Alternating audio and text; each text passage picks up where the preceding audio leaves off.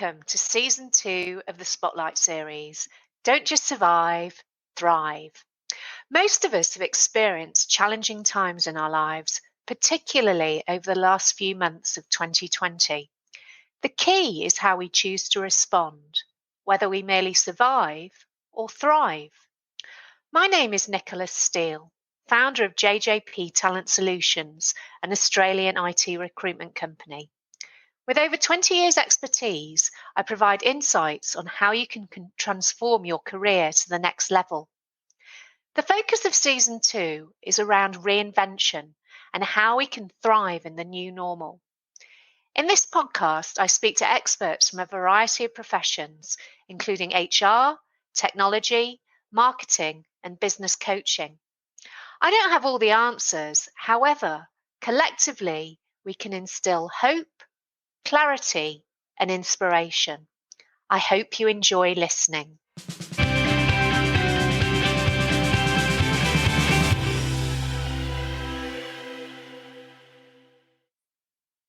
I'm delighted to introduce Nerida Trappett and Tanya Williams. Nerida is Director of Rivers Insurance Brokers, and Tanya is a digital marketing specialist and Chief of Everything at Digital Conversations. Today, we are discussing how Tanya has helped pivot and reinvent Rivers' marketing campaign over the last few months. Nerida and Tanya, thank you for joining me on Season 2, Episode 7 of the Spotlight series, Don't Just Survive, Thrive. Nerida, Tanya, please could you tell me a little bit more about you and your backgrounds and what you do? It's Nerida here. I have traditionally been in larger organisations. So I worked for Credit Union Australia for 16 years, then went to the RNA where the ECHA was for 3 years. But for the last 5.5 years, I've worked in the family business, so a smaller business, which has been really liberating. Background is more finance, I guess. So I work on the operational side, looking after IT, finance, and all the administration type stuff. Not the sales area, just that back office type area. Awesome. Fabulous. And Tanya, tell me a bit more about you and your background. Hey, Nicola. Look, I've been in the marketing space for, 20 plus years. I shouldn't say that because I feel old every time I say that. Probably been in the digital space for about 15 years now. So I really work with clients to sort of help take the stress and the frustration away from their marketing so they can sort of focus on what they do best and what they want to love. So I work with a lot of boutique-sized companies and, small to medium-sized businesses that just don't have the time to do their marketing themselves and need someone to sort of manage that, put their foundations in place and so forth. So my background is in marketing. I was in traditional marketing, then moved into sales roles. I've worked in media. I've worked with publishers. So I've sort of done the whole sort of gamut and background when it comes to digital and technology and just love what I do every day. That's great. And yeah, I know I've got over 20 years experience as well. And it's kind of a badge of honour and also an admission of your birth certificate as well. We just started very young. Yes, very young. Absolutely. Child prodigies. Yes. So Nerida, can you tell me a bit more about what work Tanya was doing for you for Rivers before COVID-19 hit? Yeah, so I guess Rivers had a strategy and still has a strategy to double its size in 5 years.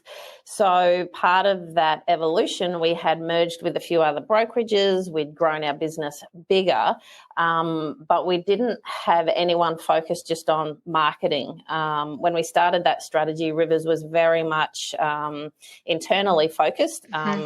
Looking at our feet a little bit more, not looking ahead. So didn't have that kind of forward strategy in place because it was getting its growth just organically. We were getting a lot of referrals, which we still do. But to achieve a BHAG, like a doubling your size, you need to go further afield than that. You can't just rely on that.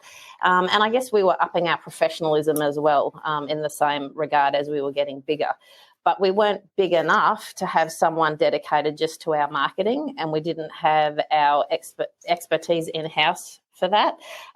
So you tended to get focused on other things, and that's where we approached Tanya about doing a digital strategy for us, which was fantastic because it didn't just look at one particular area but overall, so that you could get a real plan for how to implement and get some traction in that area. So Tanya worked with us for a few months and then left us alone to put that strategy in place. And I've got to say, I lost focus on it. Other things got in the way.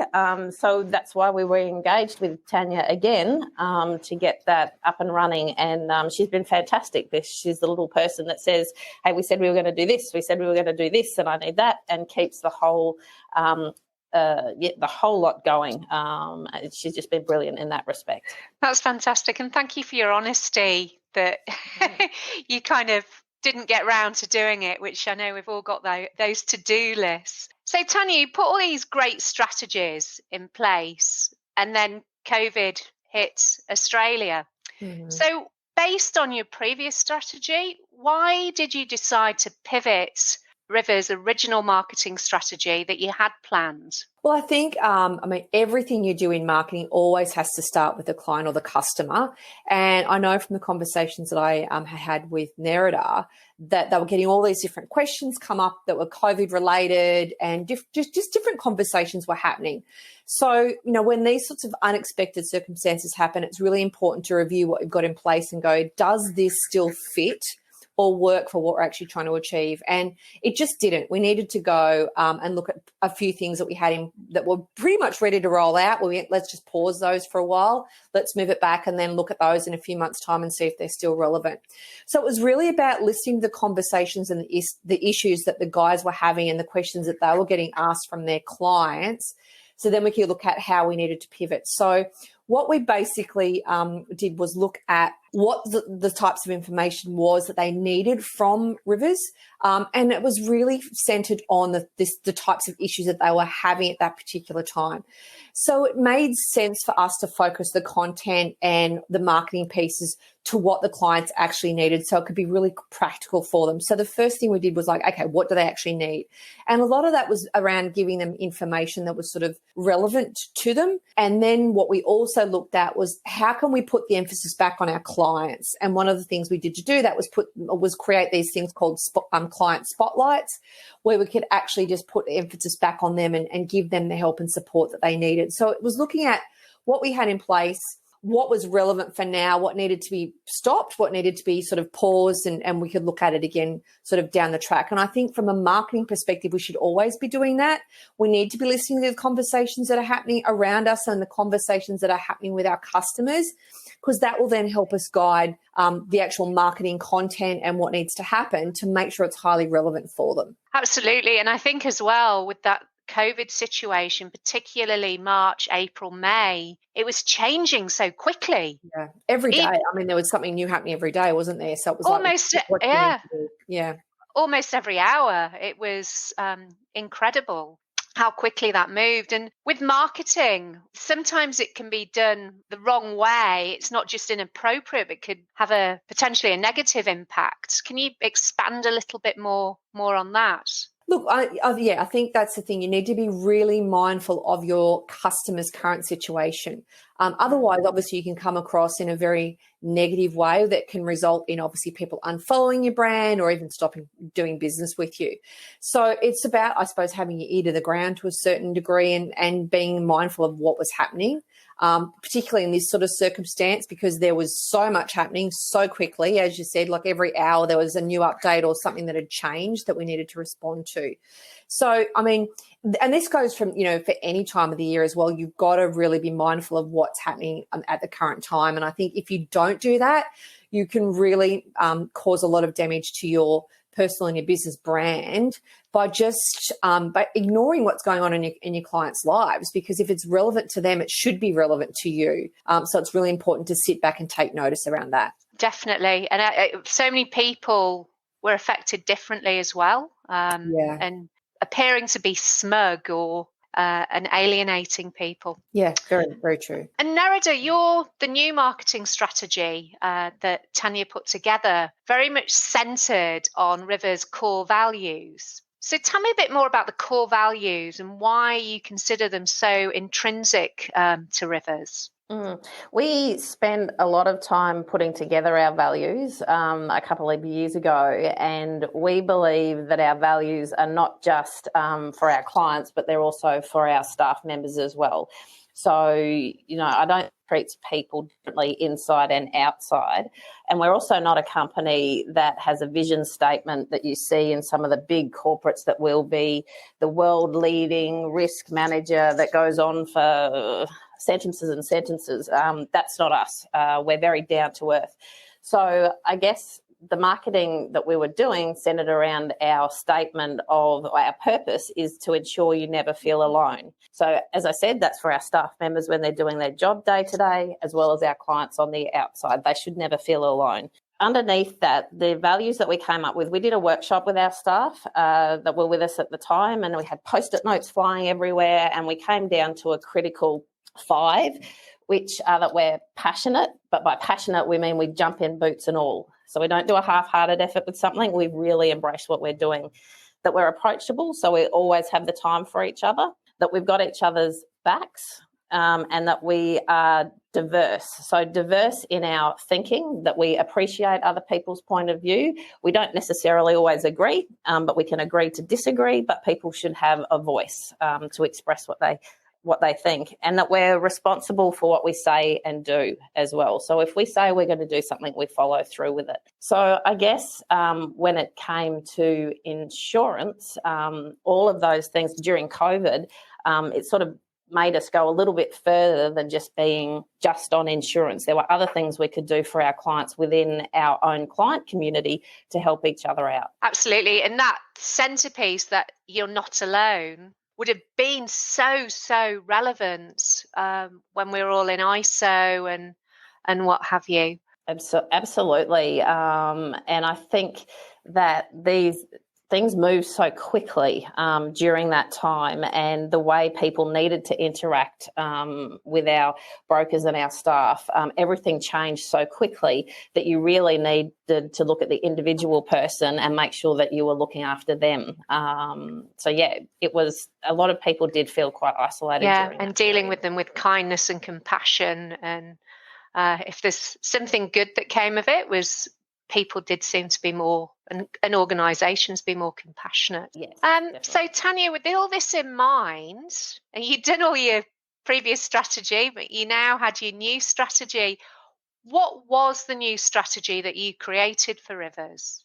Look, I think, as Nerida said, we really focus a lot on the core values because that is something that is intrinsically part of Rivers Insurance and the company and the team and how they do business. So that was sort of always there. It probably took more of an underlying role in the marketing piece, whereas what we did was really bring that to the forefront and say, this tagline of "you are not alone" really was something that is very authentic.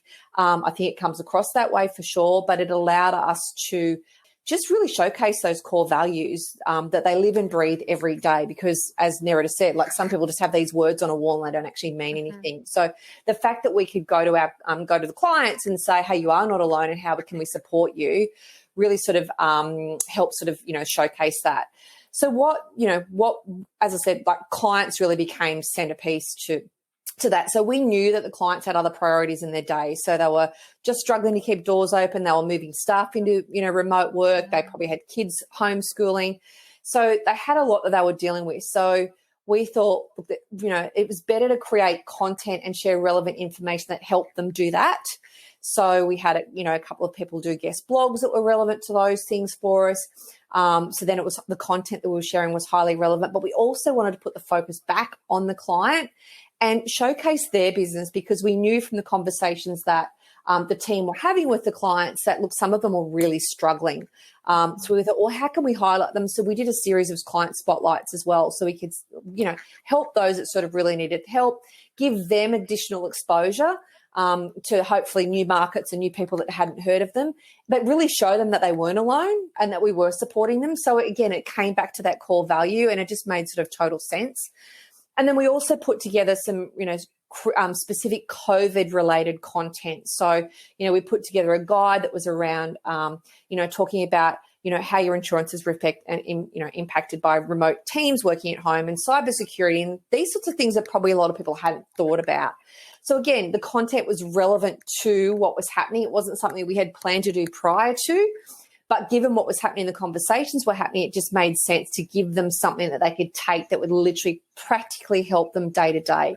So again, the focus went straight back onto the clients, and I think that was a really important pivot. Definitely. And that kind of sharing aspect as well, which is one of the reasons why I decided to do this podcast, was to help people.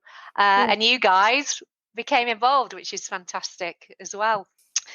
So Nerida, in terms of the new strategy, what was the outcome? I think there's been a few surprising outcomes out of it. I think that we have a lot more of a connection with our clients because of it, because you're talking to them more than just about their insurance. We didn't assume along this journey what people wanted. We actually sent a survey out to our clients asking them what they wanted, and off that we got a lot of engagement and some surprising results so that we could then tailor what Tanya was putting together. So I think that helped build a stronger relationship, that we're not just here farming out information, we are actually here to listen, which builds really strong bonds with your clients, particularly at the moment. I think people are really looking for that local, someone that's there for them at the end of the phone. And that was one way to prove to our clients we were there for them. So we've built sort of a little community, I guess, for our clients to interact with.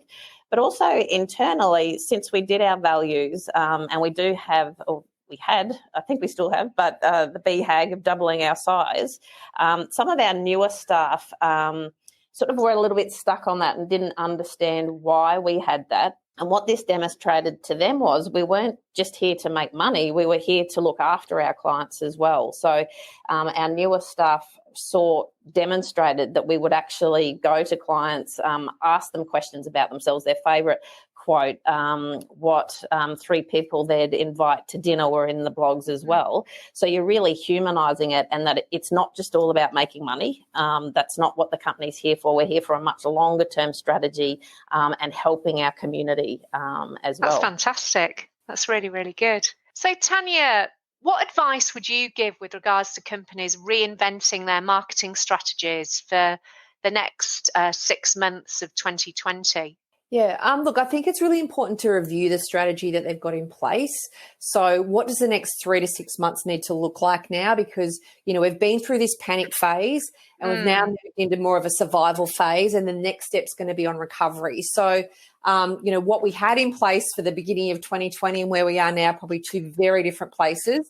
So we need to, take that into consideration. So they need to be looking at, okay, as we move through survival into recovery, what does that need to look like?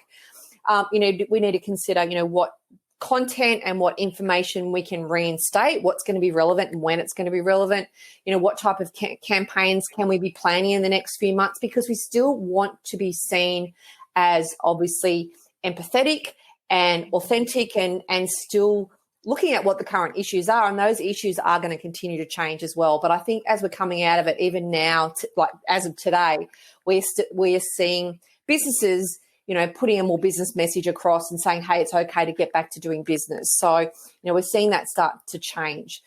So again, the focus still needs to remain on the client or the end user at the end of the day. But I think it's really important that people look at, okay, what do we need to change as part of our strategy for the next 6 months? Because we know we are going to be in a different place. And have a plan in place moving forward for those unexpected situations as well. I think the ability to pivot quickly and listen to your audience and react fast are really important. And that's exactly what we've done in this situation. Like, it was like, let's have a conversation. What do we need to do? What do we need to change? And we literally changed it overnight. So I think companies need to be really mindful of that in being aware of their audience, but going, right, what do we need to change? And if they're small enough, they can do it quickly. I know sometimes bigger companies, they find it harder to make that change fast. but it really is important to be able to listen to your audience and respond to what it is that they need from you from a company perspective, and just be really empathetic and mindful of what you're putting out there as well. Yeah, and obviously it's much easier if you are smaller to make those pivots. Yeah. But I mean, even the Australian government responded quickly to the change was pretty impressive. Nerida, with regards to insurance for the rest of 2010, I can't speak today. For the rest of 2020, what do you think are the main challenges ahead for insurance? Yeah, I think it's keeping up with where businesses are at, because what we're starting to see is some businesses thrived under COVID because they pivoted so well. Some went into hibernation and some will struggle to come out of hibernation. So I think for the rest of this year, for us, it's really looking at each one and how we can help with deferred payments. Maybe there's some policies we can adjust for people, and really talking to the client about what they actually need. Unfortunately, I think the insurance industry as a whole is very traditional, and they didn't respond as fast. There was one insurer that did, but others that didn't respond as fast as they should have. And we got caught up in a bit of red tape, which as a broker, we were for our clients and trying to push through that very, very early on. So for us, for insurance, I think there's a level of uncertainty still out there. A lot of COVID is not covered by insurance, so that event won't impact us. But you've got to remember, before that we had bushfires and we had hailstorms.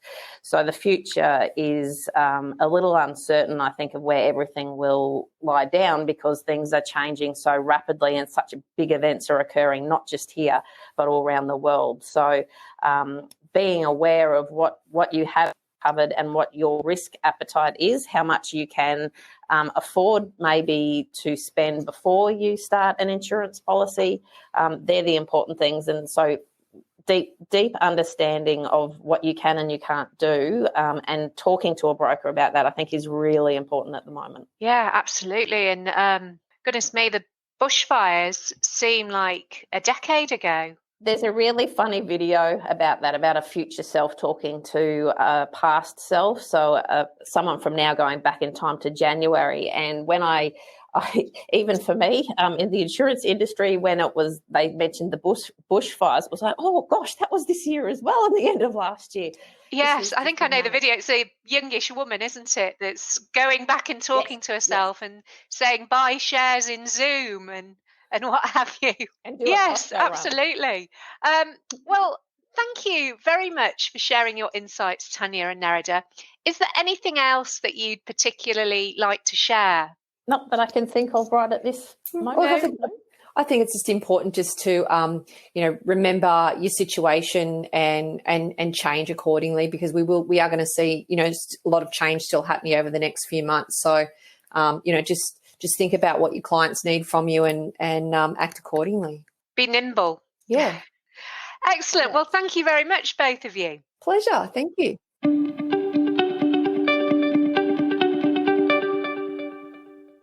I hope that you enjoyed this episode. Please remember to subscribe, rate, and review. If you're looking for career advice, your next career opportunity, or to grow your tech team, then please call me, Nicola Steele, on 0499 773 546, or go to our website, jjptalent.com.au. The Don't Just Survive, Thrive podcast is part of the Spotlight series, which includes the YouTube channel, Spotlight on Software Development. If you want more insights into the software industry, particularly tech startups, then subscribe to the Spotlight on Software Development YouTube channel. Thank you for listening. Until next time.